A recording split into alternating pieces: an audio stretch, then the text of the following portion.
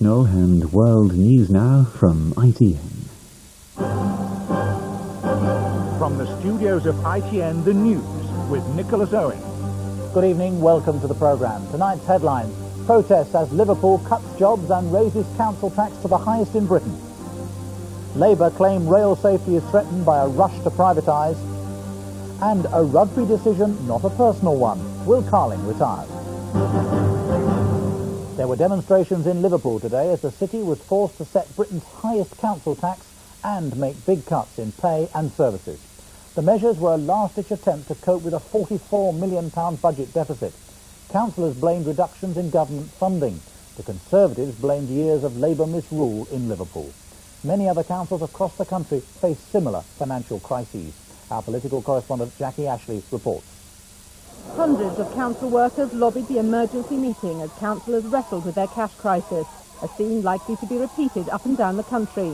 140 jobs are to go. Employees face a 5% pay cut, and there'll be swinging cuts in services.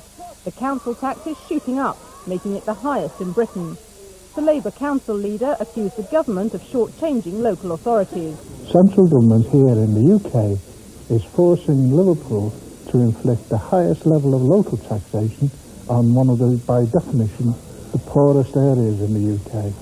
The Nairn family will see the council tax bill for their two-bedroom terrace house rise from £640 to over £700 this year. Disbelief, really, that we're paying the highest in the country, and yet again we're going to be even higher again. One Tory MP placed the blame firmly on the council. The government doesn't push the council into anything like this. The council have decided these measures because of the way in which the council has been run over the last 13 years. But the dilemma Liverpool faces is not unique. Liverpool is by no means the only one with this extraordinary pressure both on the number of people they employ and on their local tax levels. There's an annual game of pass the parcel which goes on when council tax levels are set. Labour say the central government grant is both too low and unfairly distributed. The Conservatives say the real problem is high-spending, inefficient Labour councils.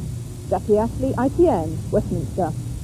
The row over rail safety grew today after claims that the government issued orders for privatisation to be speeded up. Labour says it has proof ministers want almost the entire network sold by next March, raising serious safety questions in the wake of this weekend's Stafford train crash. Tim Wilcox reports. The line should finally be clear by the end of the week, but the investigation into Stafford's fatal train crash is still no closer to uncovering its cause. Railtrack, recently criticised by the Health and Safety Executive, maintained it was not their fault. But Labour today warned future safety will be compromised, claiming a leaked document shows ministers trying to rush through privatisation before a general election. So far, only 2 lines have been privatised. The sale of another was delayed because of allegations of fraud, but expected to go ahead this year. Railtrack, in charge of the 10,000-mile network, should go under the hammer this spring. And now Labour claims the 22 other lines will be sold off by next March. There's great fears about danger. We're getting all these reports about rail track and safety standards not being good enough, and we're getting accidents and all those fears. And a proper government would pause, get safety standards right before the sale off of rail track.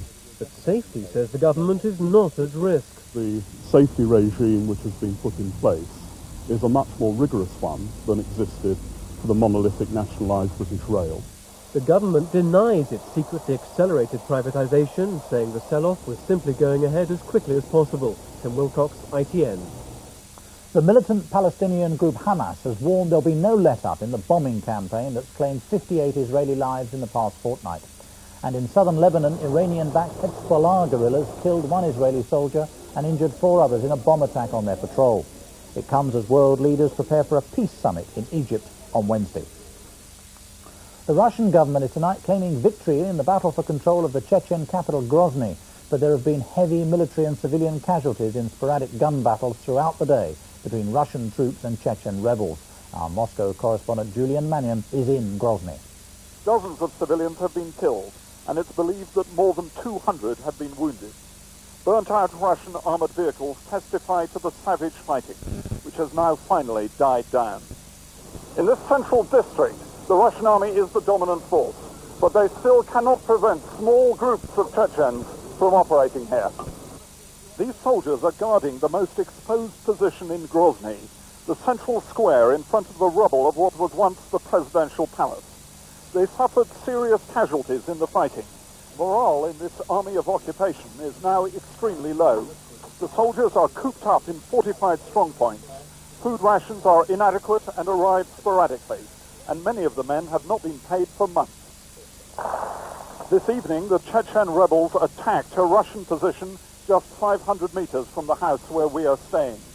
2 Russians were killed, and the panicky soldiers fired shots near our cameraman as he took these pictures. For Russia's troops in Chechnya, there is now no thought of victory, only fear and danger. Julian Mannion, ITN, Grozny.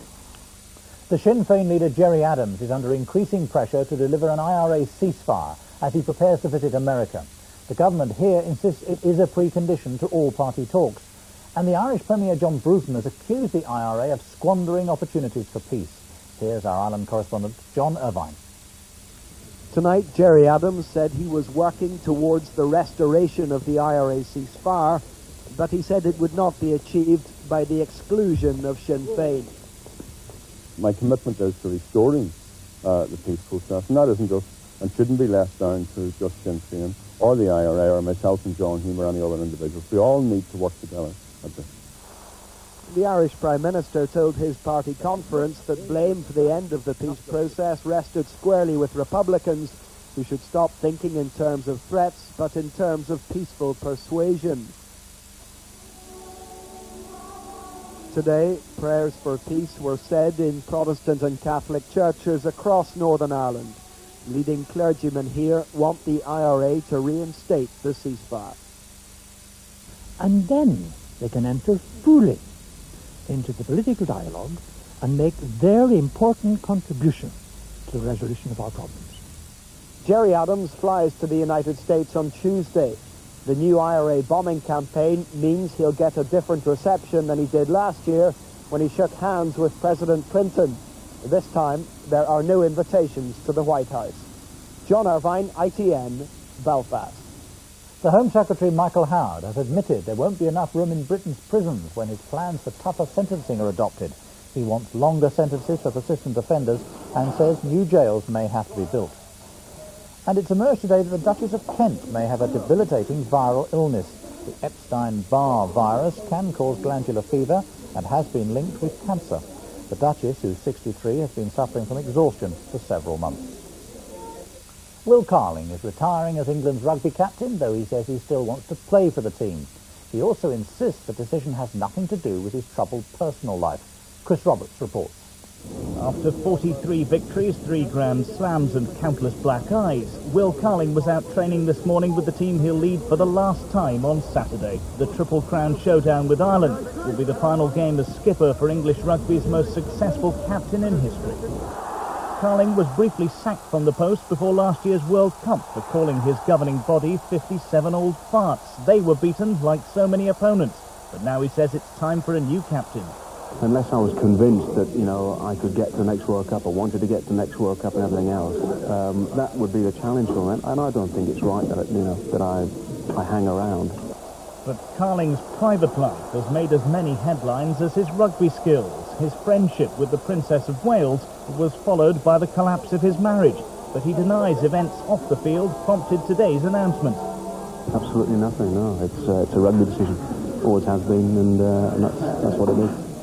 Carling stands down with a record second to none. He still hopes for a few more caps and scalps, if only as a player and not captain. Chris Roberts, ITN. Motor racing, Britain's Damon Hill is tonight celebrating victory in the Australian Grand Prix, the first of the season.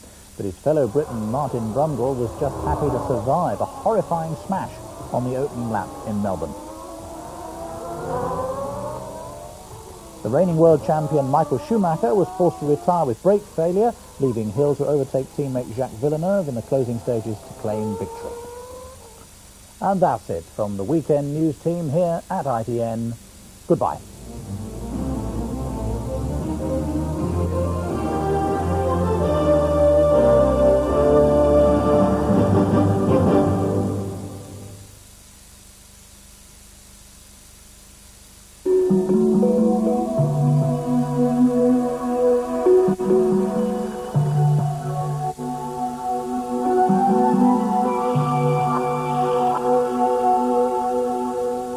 Hello, good evening. Many of us have had a fine day today, one of the best days of the year so far, perhaps for some, with temperatures around 15 or 16 in parts of Wales and the southwest. Sadly, it's not going to last. There's wet and windy weather moving in from the north and west. It'll reach the whole of northwest Britain during the day tomorrow and the southeast tomorrow night, the start of an unsettled week for us all. Tonight, though, will be dry. Clear skies across much of England and Wales will lead to a frost, temperatures down to around -2, perhaps even -3. But no frost in the northwest. The winds are picking up there, and the cloud will be coming along too during the night, the rain perhaps arriving at the very end of the night or first thing tomorrow morning. It will be a grey and wet start for the day in that far northwestern corner of Britain. For the rest of us, dry, quite sunny, especially in central and eastern areas. The southeast will stay dry right through the day, but the rain will be moving in from that direction during the day, so across Scotland, northwest England as the day wears on, outbreaks of rain, even some sleet and snow on the high ground in the north. Now the southeast will stay fine and dry, but even there it's going to be colder than it was today, temperatures around 7 or 8 at best. Further west, 10 or 11 perhaps the best you'll see there. So a cooler day for us all, rain in the west. Sponsored by Powergen, producing electricity, whatever the weather.